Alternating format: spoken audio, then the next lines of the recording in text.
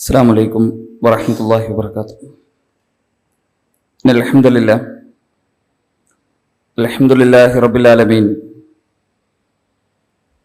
വസ്സലാത്തു വസ്സലാമു അലാ റസൂലിൽ അമീൻ വഅലാ ആലിഹി വസ്വഹാബിഹി അൽ ഫായിസിന ബിറിദല്ലാഹ് അമ്മാ ബഅദ്.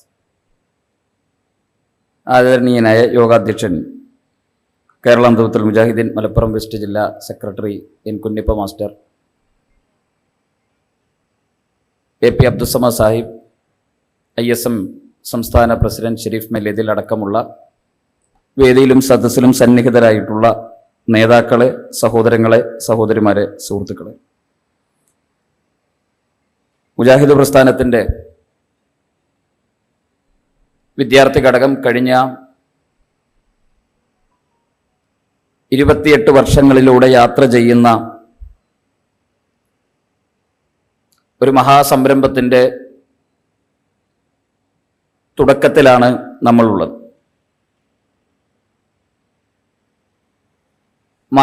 മാനവിക സമൂഹത്തിന് മൂല്യങ്ങളുടെ വിപ്ലവങ്ങൾ സമ്മാനിക്കുന്ന അവിസ്മരണീയമായ 3 ദിനരാത്രങ്ങളാണ് കുറ്റിപ്പുറത്തെ ഒലീവ് ഇന്റർനാഷണൽ കൺവെൻഷൻ സെന്ററിൽ ഇനിയുള്ള മണിക്കൂറുകളിൽ നടക്കാനിരിക്കുന്നത്. എന്തിനാണ് MSM ഇത്തരമൊരു ദൗത്യ നിർവഹണം ഏറ്റെടുത്ത് ഈ സമൂഹത്തിന്റെ മുന്നിൽ നിൽക്കുന്നത് എന്ന ചോദ്യത്തിന്റെ ഉത്തരം ലോകത്ത് നിയോഗിക്കപ്പെട്ട അമ്പിയാക്കന്മാരുടെയും മഹാമനീഷികളുടെയും ത്യാഗപൂർണമായ പാരമ്പര്യമാണ് അവർക്കതിന് പ്രചോദനം നൽകുന്നതും ഊർജം നൽകുന്നതും. MSM എന്ന വിദ്യാർത്ഥി പ്രസ്ഥാനത്തിന്റെ അതിൻ്റെ പ്രവർത്തകന്മാരുടെ മാനസികാവസ്ഥകൾ മാത്രമല്ല, കേരളത്തിലെ മുസ്ലിം നവോത്ഥാനത്തിന് തുടക്കം കുറിക്കുകയും മുന്നോട്ട് പോവുകയും ചെയ്ത മുജാഹിദ് പ്രസ്ഥാനത്തിന്റെ ഊർജം എന്ന് പറയുന്നതും മുഹമ്മദ് നബി സല്ലല്ലാഹു അലൈഹി വസല്ലം വരെയുള്ള ആദം നബി അലൈഹി സ്വലാത്തു വസ്സലാമയിൽ നിന്ന് തുടങ്ങിയ പ്രവാചകന്മാർ ഈ ലോകത്ത് നിർവഹിച്ച ദൗത്യ നിർവഹണത്തിന്റെ പൂർത്തീകരണമാണ് ഈ പ്രസ്ഥാനത്തിന്റെ പ്രഥമമായ പരിഗണനയും ലക്ഷ്യവും എന്ന് പറയുന്നത്. മഹാനായ പ്രവാചകൻ സല്ലല്ലാഹു അലൈഹി വസല്ലം വിശുദ്ധ ഖുർആനിന്റെ സന്ദേശങ്ങളുമായി കടന്നു വരുന്ന കാലത്ത് മക്കയിൽ ജീവിച്ചിരുന്ന ജനതയെ വിശുദ്ധ ഖുർആനിന്റെ അധ്യാപനങ്ങളിലേക്ക് നബി സല്ലല്ലാഹു അലൈഹി വസല്ലം വഴി നടത്തുമ്പോൾ സമ്പത്തിന്റെയും ആയുധത്തിന്റെയും ഭീഷണിയുടെയും അകമ്പടികളില്ലാതെ വിശുദ്ധ വേദഗ്രന്ഥത്തിന്റെ വെളിച്ചത്തിലേക്ക് അവരെ വഴി നടത്തിയത് വിശുദ്ധ ഖുർആനും തിരുസുന്നത്തും നൽകിയ ആത്മവിശ്വാസത്തിന്റെ കരുത്തിൽ നിന്നുകൊണ്ടായിരുന്നു.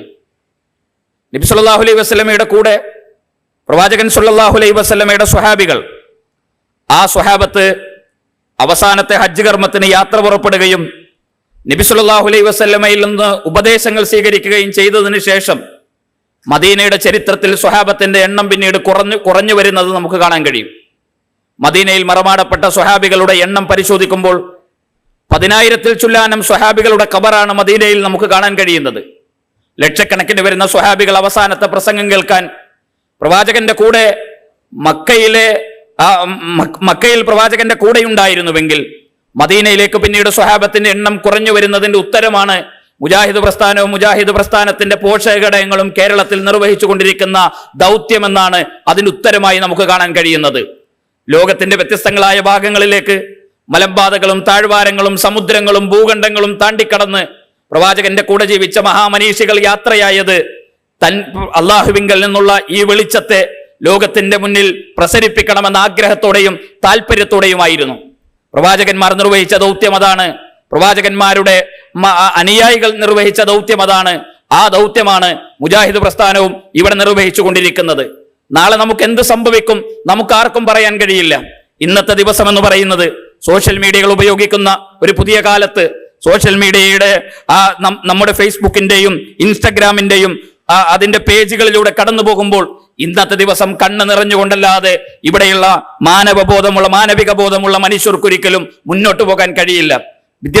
ഒരു വിദ്യാലയത്തിലേക്ക് രാവിലെ ഉപ്പയുടെ കൈകളിൽ നിന്ന് തന്റെ ചേർത്ത് പിടിച്ച കൈകൾ വിടുവിച്ചുകൊണ്ട് ഒരു വിദ്യാലയത്തിലേക്ക് കടന്നുപോയ 4 പെൺകുട്ടികളുടെ ചേതനയറ്റ ശരീരം അവരുടെ വീടുകളിലേക്ക് തിരിച്ചു വരുമ്പോ ആ കുട്ടികളുടെ കൂട്ടുകാരികൾ, ആ കുട്ടികളുടെ സുഹൃത്തുക്കൾ, അവരുടെ മാതാപിതാക്കളും അവരുടെ ബന്ധുക്കളുടെയും അലമുറയിടുന്ന കണ്ണുനീരിന്റെ ശബ്ദമാണ് ഞാൻ ഈ വേദിയിൽ നിൽക്കുമ്പോഴും എന്റെ കാതുകളിൽ ഞാൻ കേട്ടുകൊണ്ടിരിക്കുന്നത്. അവരുടെ മുന്നിൽ മാധ്യമ പ്രവർത്തകരുടെ ക്യാമറകൾ അവരിലൂടെ കടന്നു പോകുമ്പോ ആർത്ത് കരയുന്ന ആ കുഞ്ഞുങ്ങൾ വിളിക്കുന്ന പേര്, ആ പേരുകൾ പോലും ഇപ്പോഴും നമ്മുടെ കാതുകളിലേക്ക് കടന്നു വരുന്നുണ്ട്. മരണമെന്ന് പറയുന്നത് ലോകത്താർക്കും അഭിപ്രായ വ്യത്യാസമില്ലാത്ത ഒന്നാണ്. മതത്തിന്റെ പേരിൽ അഭിപ്രായ വ്യത്യാസങ്ങളുണ്ട്, ദൈവത്തിന്റെ പേരിൽ അഭിപ്രായ വ്യത്യാസങ്ങളുണ്ട്, ആരാധനകളുടെ പേരിൽ അഭിപ്രായ വ്യത്യാസങ്ങളുണ്ട്, നാം അനുഭവിക്കുന്ന സകലതിന്റെയും പേരിൽ അഭിപ്രായ വ്യത്യാസങ്ങളുണ്ട്. ഒരു വർഗീയവാദിക്കും അഭിപ്രായ വ്യത്യാസമില്ലാത്ത, മതവിശ്വാസികൾക്ക് അഭിപ്രായ വ്യത്യാസമില്ലാത്ത, മതനിഷേധികൾക്ക് അഭിപ്രായ വ്യത്യാസമില്ലാത്ത, മൂല്യങ്ങൾ അനുഭവിക്കുന്നവനും മൂല്യങ്ങളില്ലാത്തവനും അഭിപ്രായ വ്യത്യാസമില്ലാത്ത ഒരേ ഒരു വിഷയം ആകാശത്തിന്റെ ചുവട്ടിലുണ്ടെങ്കിൽ അത് മരണം മാത്രമാണ്. മരണം എന്ന് പറയുന്നത് ഓരോരുത്തരുടെയും ജീവിതത്തിലേക്ക് നാളെ എന്ത് സംഭവിക്കുമെന്ന് പറയാൻ ഈ സദസ്സിലിരിക്കുന്ന ആർക്കെങ്കിലും കഴിയുമോ? കഴിഞ്ഞ ഒക്ടോബർ 18 സോഷ്യൽ മീഡിയയിൽ ഉപയോഗിക്കുന്ന ആളുകൾക്ക് അവരുടെ മുന്നിലൂടെ കടന്നുപോയ ഒരു വീഡിയോ, ഒരു വാർത്ത നിങ്ങൾ ഓർക്കുന്നുണ്ടാകും. മൊറോക്കയിലെ ഒരു പള്ളിയിൽ ജുമ നമസ്കാരത്തിന് നേതൃത്വം നൽകിക്കൊണ്ടിരിക്കുന്ന ഒരു സമയം. ആ സമയത്താണ് ആ ഖുതുബ കേട്ടുകൊണ്ടിരിക്കുന്ന ഒരു ചെറുപ്പക്കാരൻ ആ പള്ളിയിൽ കുഴഞ്ഞു വീഴുന്നത്. അദ്ദേഹത്തെ ആശുപത്രിയിൽ എത്തിക്കുന്നു. ഡോക്ടർമാർ അദ്ദേഹം മരണപ്പെട്ടു പോയി എന്ന് വിധി എഴുതുന്നു. അദ്ദേഹത്തിന്റെ മയ്യത്ത് ജുമ നമസ്കാരം കഴിഞ്ഞ് ആ ജുമയ്ക്ക് ആ പള്ളിയിൽ നേതൃത്വം നൽകിയ ഇമാമിന്റെ നേതൃത്വത്തിലാണ് ആ മയ്യത്ത് കുളിപ്പിക്കുന്നത്. ആ മയ്യത്ത് കുളിപ്പിക്കുന്ന സമയത്താണ്, അതിന് തുടങ്ങുന്ന സമയത്താണ് ആ ചെറുപ്പക്കാരന്റെ കണ്ണുകൾ തുറക്കുന്നത്. അദ്ദേഹം മരണപ്പെട്ടിട്ടുണ്ടായിരുന്നില്ല. പെട്ടെന്ന് മാനസികമായ സമ്മർദ്ദം സഹിക്കവയ്യാതെ ഈ കാഴ്ച കണ്ട അദ്ദേഹത്തിന്റെ മയ്യത്ത് കുളിപ്പിക്കുന്ന നേതൃത്വം നൽകിയ പള്ളി ഇമാമ് അദ്ദേഹം കുഴഞ്ഞു വീഴുകയും മരണപ്പെടുകയും ചെയ്യുന്നു. അസ്ർ നമസ്കാരത്തിന് ശേഷം ഏതൊരു മനുഷ്യന്റെ മയ്യത്ത് കുളിപ്പിക്കാൻ നേതൃത്വം നൽകിയ ഒരു വ്യക്തിയാണോ, ആരെല്ലാം മരിച്ചുവെന്ന് വിധിയെഴുതിയ വ്യക്തി, അദ്ദേഹമാണ് ഈ ഇമാമിന്റെ പിന്നിൽ നിന്ന് പിന്നീട് നമസ്കരിക്കുന്ന ഒരു വാർത്ത നമ്മൾ വായിക്കുകയും കേൾക്കുകയും ചെയ്തത്. ആരുടെ ജീവിതത്തിൽ അടുത്ത നിമിഷങ്ങളിൽ എന്ത് സംഭവിക്കുമെന്ന് പറയാൻ ആർക്കാണ് കഴിയുക? കഴിഞ്ഞ ആഴ്ചയിലാണ് ആലപ്പുഴ ജില്ലയിലെ ഹൃദയഭാഗത്ത് നഗരഹൃദയത്തിലെ നാഷണൽ ഹൈവേയുടെ ഓരത്ത് മരിച്ചു വീണ 5 ചെറുപ്പക്കാരെ കുറിച്ച് നിങ്ങൾ വായിച്ചിട്ടുണ്ടാകും, നിങ്ങൾ ഓർക്കുന്നുണ്ടാകും. അവരുടെ ഉപ്പയും ഉമ്മയും നാട്ടുകാരും പറഞ്ഞ വാർത്തകളുണ്ട്, വാക്കുകളുണ്ട്. ഞങ്ങളുടെ നാട്ടിലേക്ക് ആദ്യമായി കടന്നു വരുന്ന ഒരു ഡോക്ടറെ പ്രതീക്ഷിച്ച് ഞങ്ങൾ കാത്തിരുന്നു, എന്നാൽ അവന്റെ മയ്യത്തുകട്ടിലുമായിട്ടാണ് ആംബുലൻസുകൾ കടന്നു വന്നത് എന്ന് നിറയുന്ന കണ്ണുകളും വിതുമ്പുന്ന ചുണ്ടുകളുമായി ലോകത്തോട് പറഞ്ഞ മനുഷ്യരുണ്ടായിരുന്നു. നമ്മൾ വരെ കാണുകയും വായിക്കുകയും ചെയ്തിരുന്നു. പ്രിയപ്പെട്ടവരെ, എന്തിന് മുജാഹിദ് പ്രസ്ഥാനം, എന്തിന് MSM, എന്തിന് ISM, എന്തിന് ഇത്തരത്തിലുള്ള പ്രവർത്തനങ്ങൾ എന്ന ചോദ്യത്തിന് ഉത്തരമാണ് നമുക്ക് മുമ്പേ യാത്രയായ ആയിരക്കണക്കിന് മനുഷ്യർ, ആ വെളിച്ചവുമായി കടന്നുപോയ മനുഷ്യരുണ്ട്. അവരേറ്റെടുത്ത വെളിച്ചമാണ് നമ്മുടെ കബറുകളിൽ നമുക്ക് വെളിച്ചമായി മാറേണ്ടതുണ്ട്.